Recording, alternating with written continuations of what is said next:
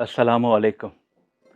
मुगलिया सल्तनत का बानी ज़हीरुद्दीन बाबर अक्सर कहा करता था कि मैंने अपनी ज़िंदगी में अढ़ाई कामयाबियाँ हासिल की हैं। मेरी पहली कामयाबी, मैं जंगल में अकेला था और 12 घंटे एक बहुत बड़े सांप एक अजदहा से लड़ता रहा जो मेरे जिस्म के गिर्द लिपट गया था। उस अजदहे को मारना मेरी ज़िंदगी की बड़ी कामयाबी है। दूसरी कामयाबी बाबर ये बताता था कि एक दफ़ा मुझे बड़ी शदीद ख़ारिश हो गई, मैं अपने जिस्म के ऊपर कपड़ा नहीं रख सकता था।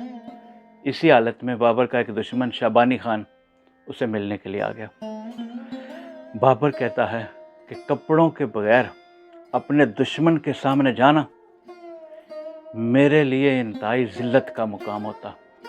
मैंने अपना पूरा शाही लिबास पहना और शबानी खान के सामने जा बैठा।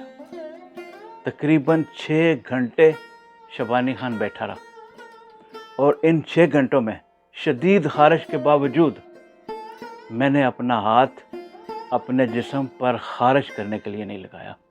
यह मेरी ज़िंदगी की दूसरी सबसे बड़ी फतह है। और उसने कहा कि मैंने आधी दुनिया फतह की है। यह मेरी आधी कामयाबी है।